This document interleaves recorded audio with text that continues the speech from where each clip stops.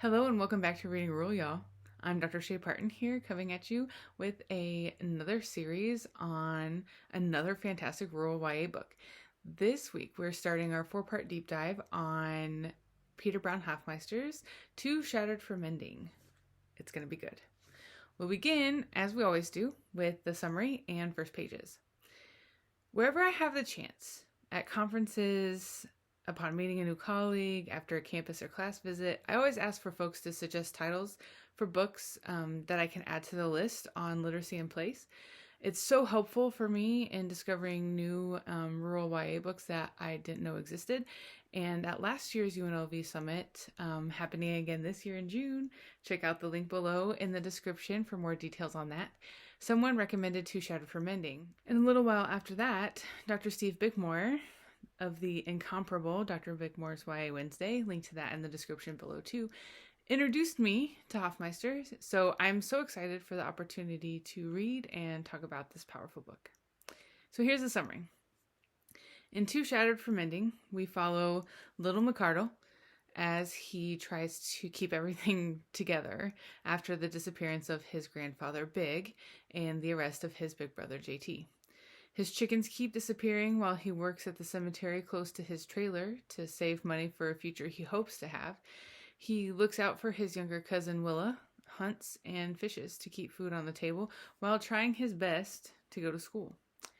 Then the deputy shows up, asking questions about Big, and is hell-bent on involving Little in the investigation, whether Little likes it or not.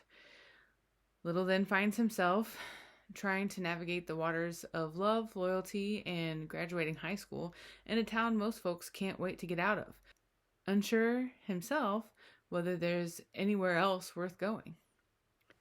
Eventually, Little finds himself mired in secrets and struggling not to betray anyone he loves. When his deepest secret comes to light, there's no telling how it could shatter all their lives. This is an absolutely gripping tale of determination to make it. So will he? Have to pick it up to find out. And now I'll read the first pages.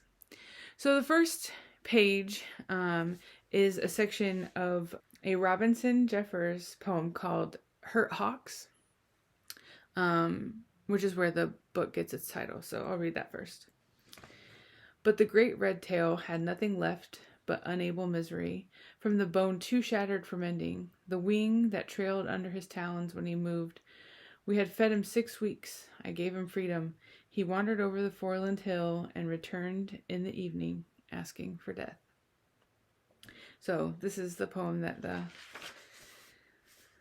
the title comes from. And we start the book in late October. And each of the sections, so the structure of the book is really interesting. And I'll talk more about that in a subsequent video. But for now, I wanted to mention that it's written in moments, and each of those moments has a title, and so I'll read the first few moments here.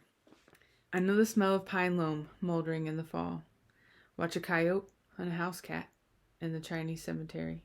Native rainbow trout shake their heads at a 8th rooster tail spinner at midday. Swallow it come evening. I know that Rowan loves JT, even after he beat her. The next one's called The Wanderer. Rowan smells like water. I told her that once. I said, you smell like an eddy. I was thinking of the North Fork of the Clearwater. The backcountry runs, rocks, and pools, clean enough to see the trout cut to the shadow. Rowan was drinking a Monster in front of the mini-mart. She said, a what? She'd sliced the knees out of her jeans, scissored them away back to the side, and I kept looking at all that exposed skin. I said, like an eddy on the river. When you wade in, you know? When I wade in. To fish, I said. She tilted her head, and the hair she'd pulled up bobbed to the left. So I smell like a fish? No, I said, not like a fish. You smell like an eddy. She smiled, already shaking her head, laughing at me. I said, messing with me, huh? It was last school year. I was a freshman then, a year younger than her. I'd gotten more work in the cemetery, and I imagined that I'd take her out, do something nice for her. Rowan was with JT, but I tried to ignore that. Rowan finished her Monster and threw the empty down on the cement. I'll see you around, she said, and made a fish motion with her hand.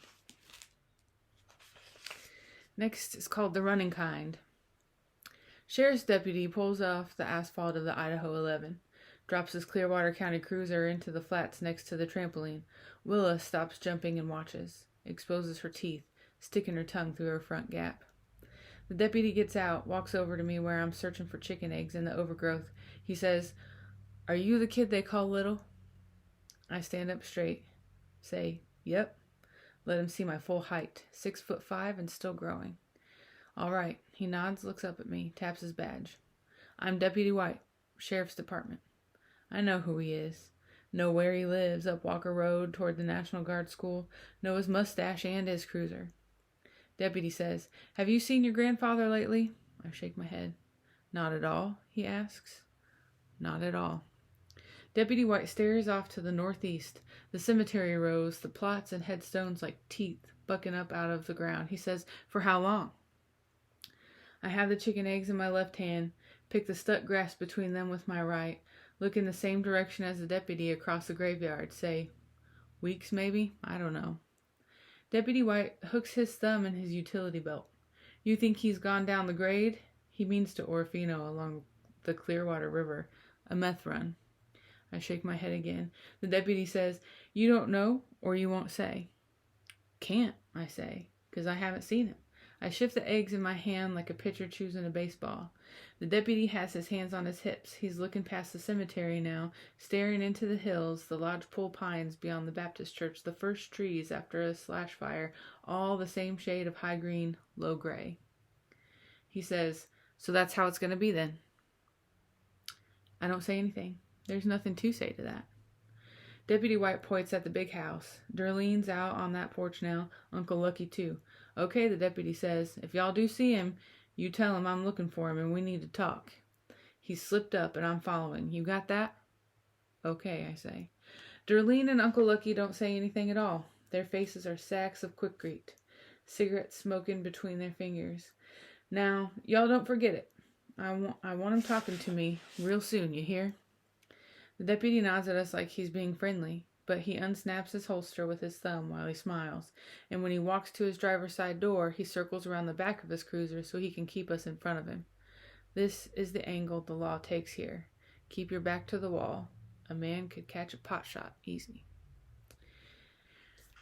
Well, those are the first few moments of the text to kind of get you an idea of the structure and the writing. It's wonderful. And I hope it gives you some sense of the style and beauty of this book and inspires you to pick it up.